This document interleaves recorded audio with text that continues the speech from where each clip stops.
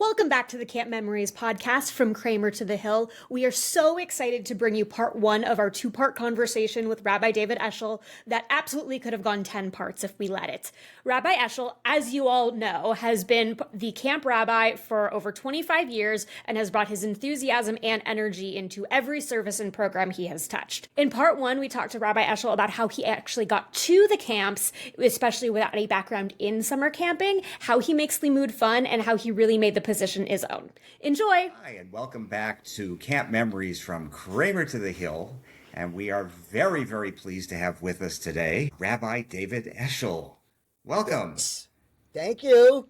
This is so exciting. Do you have a theme song, like lead-in music?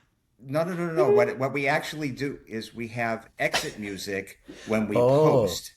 So okay. you can actually choose what exit music you would like. Wow. All right. So that's where we go. Turkish Kiss. Hasanali, maybe. All right. Well, I have access to both of those. All right. So a belated congratulations on your 25 years at Camp Kramer and Gimling Hilltop Camp. Clap, clap. Yeah, how bananas is that? That is bananas. It's like, where did the time go? Where did the time go? You had hair. Well, that's funny that you say that.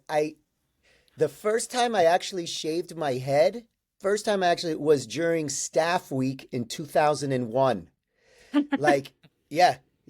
A friend of mine, he was ropes course that year. His name's Ari Krichever. I'm still really good friends with his brother, his big brother. So Ari's like, dude, who are you fooling? Who you think you're fooling with your little, trying to push up the little bit of hair you have or covering up in there? He's like, let's just go for it. Let's just do it. And I was like, okay, let's do it. And then in the bathroom underneath the dining hall, we were in the Jack and Jill, right? Mm-hmm. And those rooms right there. He's like, we're just going to do it. And we're going into the bathroom. We're going to do in the sink. We're going to do it. And he had these clippers and he put my hand. I was like, oh my God, this is terrible. And I freaked out seeing all the hair in there. But then it was like, yeah, everybody knew you were bald, dude. You weren't fooling anybody. And I was always wearing a hat anyway. So didn't matter. But seriously, this haircut, the first time I ever had it was camp. And since then, 2001, since the summer of 2001, I've had maybe 5 haircuts by someone else other than myself. How about that? I was just doing it myself. No, but it was always a Bruin hat. It was always a Bruin hat. It was always a Bruin hat. Yes. Yeah. There were three hats over 25 years. I love it. They just disintegrated. Those hats were iconic and kind of holy. They and literally and figuratively. Yeah. So our episode is coming out after summer 2026, which Fabulous. We just had our first staff meeting. Yeah, we did. I would love to, hear about what you're looking forward to this summer and kind of preview some of the things that the campers will be doing for the retrospective once this episode kind of comes out. From your side on the educational. Yeah, but okay. Ask the question again because there's something really... Maybe we recognize this or maybe we don't. Catherine, I think I shared this last night, but ask the question again.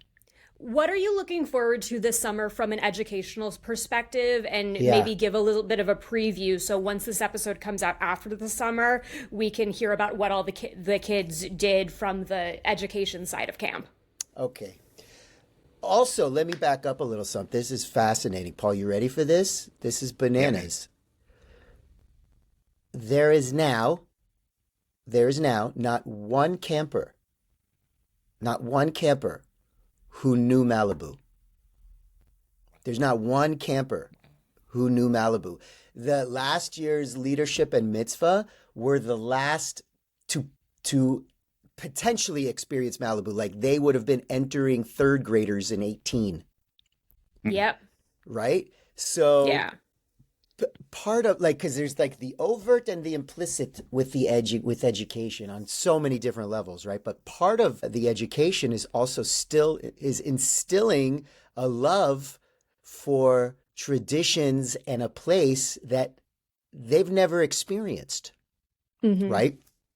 But we do that through traditions that we keep alive from Malibu, right? Because it's so fascinating. We talk about this concept as like, it's not the place, it's the people. It's not the place, it's the people. But that's not really totally true, right? Because it's the place that gave us the opportunity to create the experiences for all of our children, campers, adults, staff, and alike, to have those. Like, it's the place that gave us the opportunity to create the experiences for them, right? It's not to say that they wouldn't feel those things in other places, because look, we do create that, but at the same time, there's still this feeling of promised land, right? There's just something different.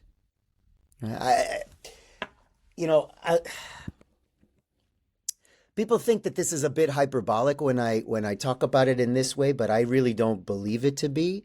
That, for so many of us, what our camps represent is a sort of promised land, right? What is that promise? A promise to be like, Hatikva, to be a free people in our own space, to be a free people in our own land, to be a free Jewish people. And now that was the space that allowed us to really explore our own Jewish identity, to create a Jewish identity, to inspire Jewish identity and Jewish love and Jewish joy, right? And combining that with Jewish culture and Jewish religion and Jewish peoplehood and all the things that fall into that, right? And Israel and Jews from different other parts of the world. If that is the essence of a promised land, where that's where we can do this, that is that place like that, right? And then it's sort of like everything since then is like our wandering in the wilderness, right? We are like a diasporic people, longing for the days to return, right? When in Babylon, we all say, the song, right? By the rivers of Babylon, right? We used to sing that at camp all the time. Yes. What's that song about? It's about you're over here, but you're remembering, right? If I forget thee, O Jerusalem. Yep. Right? If I forget thee, O Malibu. Yeah. Okay, look, I get it. Hyperbolic, but not, because of what that really stirs in people. The fact that you're going to have a podcast like this proves my point. Yeah. Yep. But I also think you look at, Lador Vador, from generation to generation, we are all, the love for the camps is a product of the people that came before us who loved the camps. Yes. And who made it so special, not only from the place, but also the programming, the camaraderie, the safety. Absolutely. Right? We are creating a better opportunity for those things to exist between people. Right? It's like, the way I explain it is sort of like if I had a handful of apple seeds, right? Apple tree seeds, and I threw them in the wind. And are they going to grow and bring forth fruit? Maybe one, maybe two, possibly, right? But if I take those same seeds and I plant them deliberately and I water them and I nurture them and I take care of them, right? There's much more of a possibility. You're nearly guaranteed that you're going to get something very good and juicy and fabulous, right? Because it also is rooted and it's nurtured and all of those kind of things. So when we're in the place, we're creating those opportunities. Yeah. Because how many of us we've been to camp during the year when it was like maybe a retreat or we're just visiting, and there's a different feel. Yeah. Right? Going up for a B'nai Mitzvah, whatnot. It's different because it's the place created the opportunity for the people to have a certain kind of experience. Yeah. Okay. Definitely. So that said, this is good that it's out, because I don't want to give away what we're doing. This is gonna be so funny. It's gonna be great. Okay, so our meta goal for the educational experience this summer is Jewish joy, Jewish pride, Jewish, what's the word I'm looking for? Like confidence and belief in the self, and that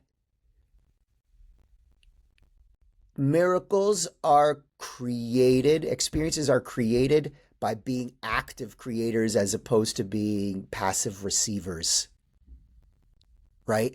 And leaning into this concept of joy, right? Like,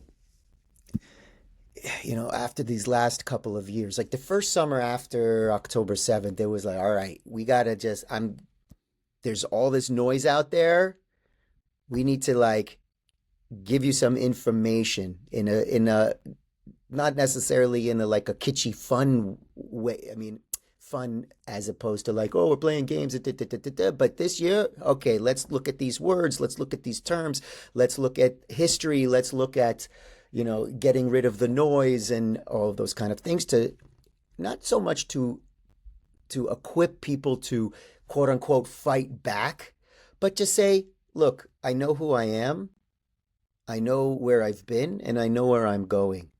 So you can yell at me and throw all these things at me, but here's just like here's some information, and we're going to do it in a way that will hopefully stick. Okay. Then last year was interesting. Last year was I was going back to 2019, because in 2019, my idea, actually, I mean, it was supposed to be 2019 in Malibu, but because it was Channel Islands, it was a bit different. My idea was to have Limud, or the overt Jewish educational hour, right? Because it's all education as far as I'm concerned, empowering staff to do the teaching, right? To make it just another chug, like choice-based experience, right? Like this past year, we called it chug katan, meaning like the little chug, because it was only a 1-week experience, a 4-block experience, and have our staff choose things that they were passionate about, whether it was already overtly Jewish or not, right? It didn't matter, but how can we, you know, infuse Jewish values, Jewish ethics, Jewish lenses into it, right? Like cooking and film and mock trial and music, right? With all of these different kind of Jewish focus. For example, in mock trial, they put Moses and Pharaoh on trial, right? So it was all about having to defend, and Moses having to defend Pharaoh, right? Blah, blah, blah. Anyway, and I was so in 2019, I had like senior staff people doing that, and then we offered different opportunities.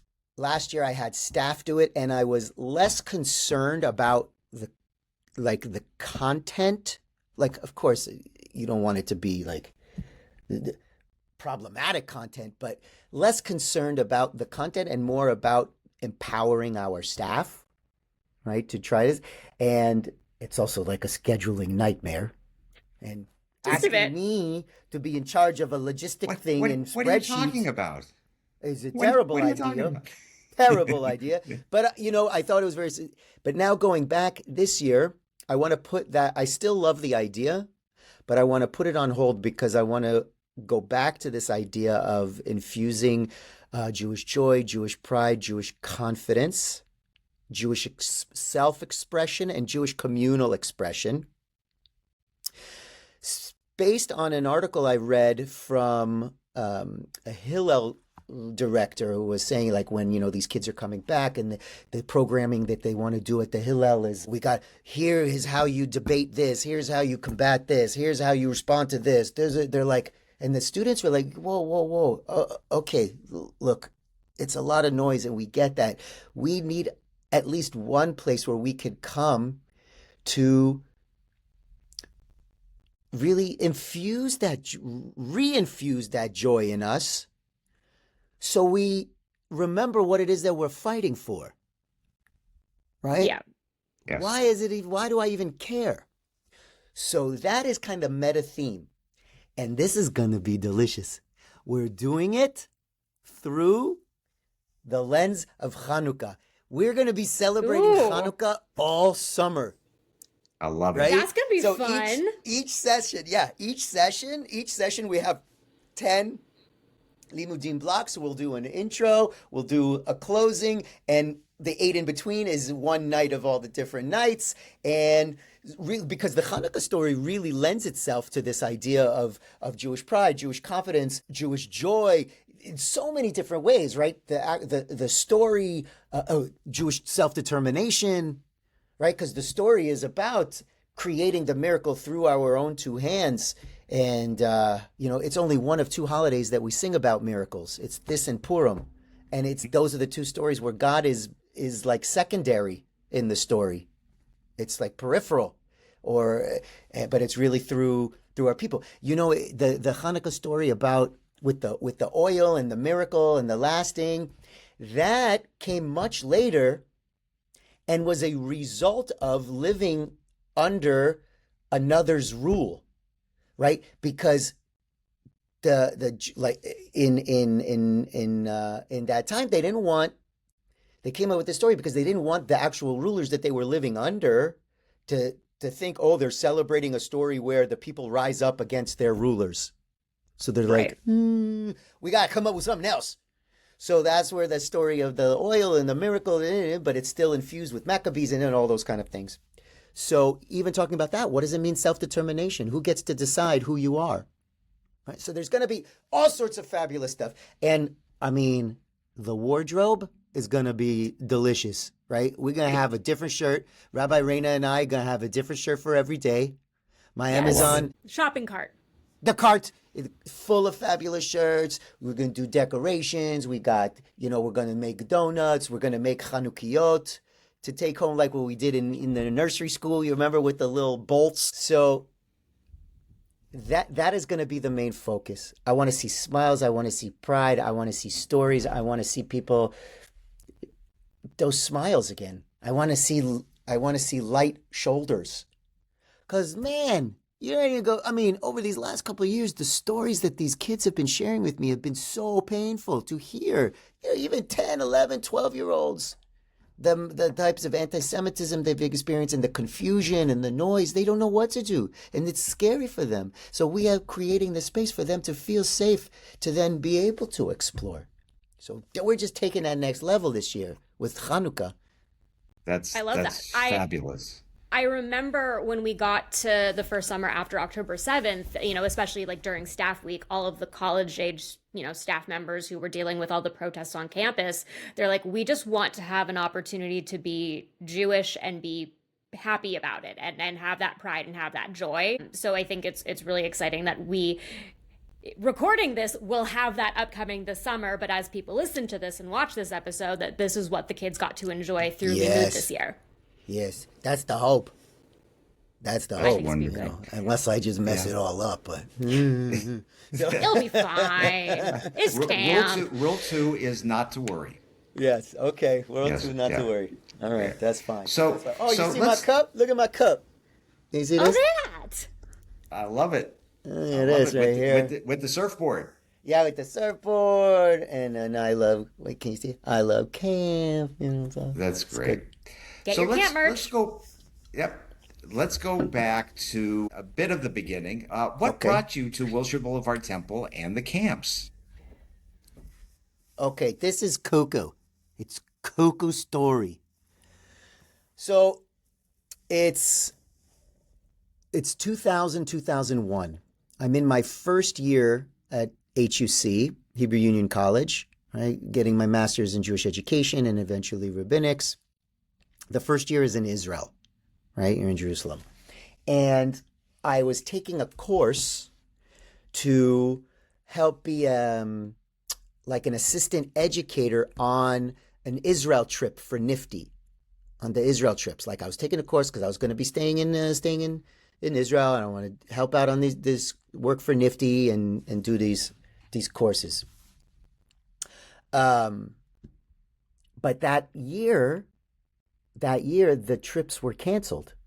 The Israel trips were canceled because of some cuckoo business going up in the north with Lebanon and all that kind of stuff. So I was like, It's all of Yeah. it. Yes, all of it. And I was like, I don't even know what I'm going to do this summer now. And Howard Kaplan was out meeting, like interviewing potential Israeli counselors and also recruiting staff for the summer at HUC. And he was meeting. So remember I told you that guy, Ari Kritchever? So his brother, Brett, was in school with me. He was going up to Hilltop to be the educator. And his wife, Tammy, was going to be the resident director. And Howard asked me, and so Brett told him about me, and he's like, so, hey, maybe you want to come to camp. I said, I have no idea what that means, but okay. I mean, I'd never been to camp growing up. I didn't go to camp growing up. We went to Israel in the summers, to visit family and whatnot, but I mean, it was like, for me, it was like going to Boca. It wasn't like, oh, I'm going to Israel. Yeah, I'm going to Israel. Yeah, grandma, grandpa. So he's like, you want to come to camp? And I was like, all right. He's like, great. You can be a unit head. All right. So he put me in charge of a unit. I am supposed to be supervising counselors. I'm supposed to be supervising programs. I'm supposed to be supervising kids. And I'd never been to camp before in my life. I'm pretty sure it wasn't my unit that you were a unit head for. I was like, really? This is what you do? I was in. So, yeah. So first session, I was the unit head for, it was when they didn't even give them names. It was Unit 1. Unit 1 was the name of my unit. Unit 1, Unit 1. We are Unit 1, having so much fun. We are Unit 1. That was our song. What is this? I don't know. I don't know what this is. It's crazy. Right? And then second session, I was the unit head for Havurah, which again was the You were my biggest unit head. You were my unit head. Yeah. Well, it was down in Havurah, ding. Yes, that is correct. That was the chair. So the whole tradition of doing when they say your unit name and then there's a response started that summer.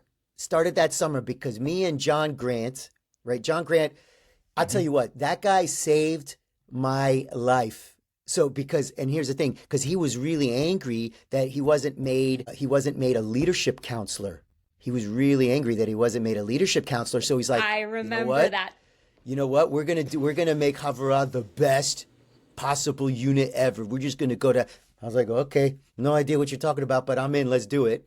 So we had this whole thing, like Fraggle Rock was our theme. It was like do do do do do do do do do do do do do do do do, right? And we were singing down in Havurah, down in Havurah, right? Elvis is the king, and if that mockingbird don't sing, bada bada bing, down in Havurah, boom, This is boom, all down coming in back to Havurah, me. boom, boom, down in Havurah, and then we would go ding.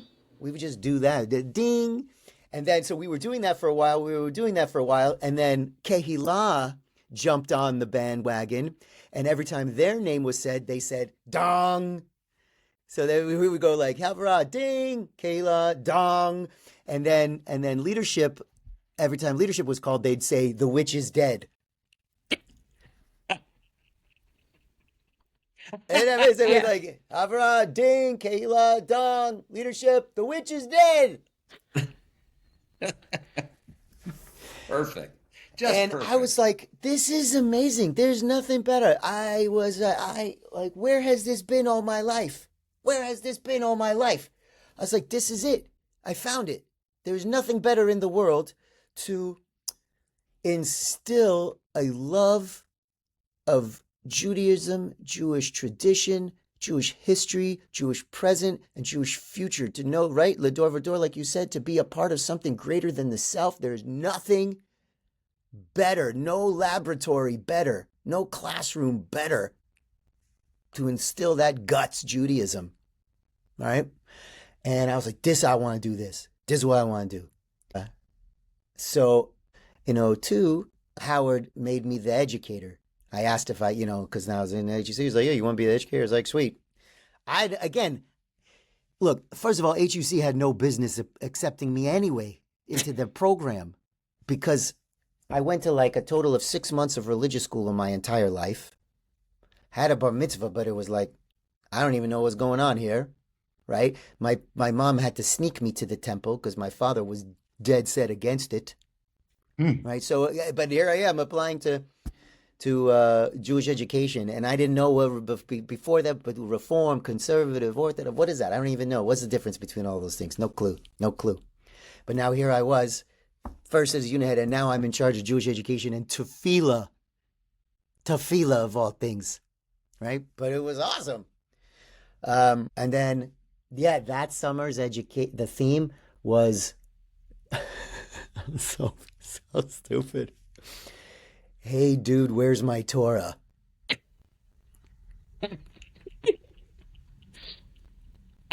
I love it. That's great. And then the unit names were Unit Hey, Unit Dude, Unit Where's, and Unit Torah.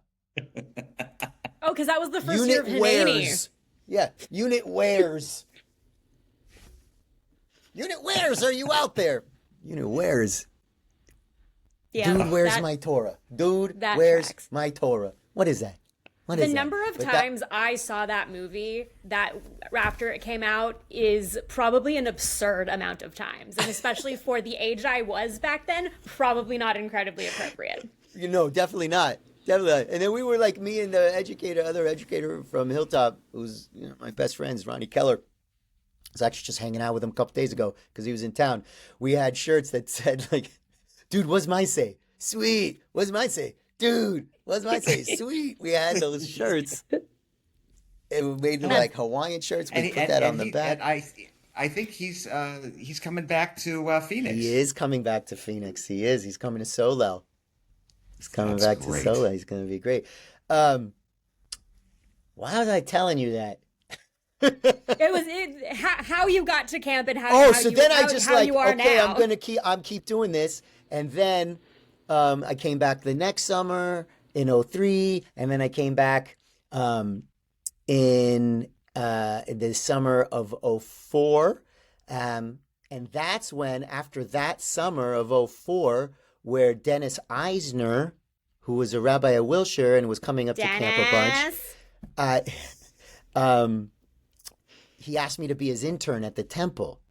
So here I was now coming to camp during the summer, and then during the year I was an intern at the temple. So I was an intern at Wilshire from 2004, 2005, then again 2005, 2006, and then that manifested into a job, right, where I met, I was like, Steve, come on, dude, I gotta stay. Their camp needs a full-time rabbi. He's like, slow down, Eshel, just slow down. And then I had lunch with Bruce Friedman, who was the president. It's like, Bruce, I don't want to leave. Come on, so he's like, okay, we'll figure something out. And then in 2006, I was ordained in 2006. So it was so funny. So my ordination was at Wilshire Boulevard Temple on a Sunday, and I still had to teach religious school that day. Anat made me teach religious school that day. So I just brought all my students to the ordination. That's one way to do it. Yeah. They're like, Brilliant. I don't care that you have to teach. Oh, okay, Anat. Okay, whatever you say. So that first year, 2006, 2007 at Wilshire, I was working in the day school. And then in 2007, Dennis left to become a senior rabbi up in Northern California. And then I became a pulpit rabbi at Wilshire, with camp being a major part of my portfolio, where I could go for the whole summer, and during the year work with the full-time camp team in programming and recruiting and visioning and all that kind of stuff. And that hasn't stopped. And I haven't left. That was part one of our wonderful two-part conversation with Rabbi David Eshel, who for 25 years has been the camp rabbi at Camp Kramer and Gindling Hilltop Camp. Please subscribe and hit the bell for notifications so you don't miss when part 2 comes out, when we talk with Rabbi Eshel about alternative tefillah, his work with the next generation of rabbis, and more. You can find out about upcoming camp events at wbtcamps.org/alumni/upcoming-events. And if you haven't heard from camp in a while, you can update your contact information by visiting wbtcamps.org/alumni/upcoming. www.camp.org/updateyourinfo, which is linked down in the description, and that's when you'll be able to hear about registration when it opens for all upcoming events. Thank you for joining us, and we'll see you in the next episode. זה הפינאלי, סבלימינלי, ריקלי, נתקע לי נכנסתי למשחק, למה המשחק אוניברסל לא נורמלי, זה בא לי, היפ-האפ אורגנל אוכל את כל המתחרים ותקרא לי קניבל כל מה שצריך זה פטיפון, מיקרופון, כישרון, סגנון כל שיר נהיה המנון, אני האור מציון ואין לי מחירון, אז שכולם יפלו אני אהיה כאן אחרון שר, מרו נאמבר 1, איצ'יבן לא בזרם של כולם, אבל בזרם של אדם אני מטורף, כמו כפית של אבל חכם שם טבסקו על בנות אומרות שאני חם אם נרתע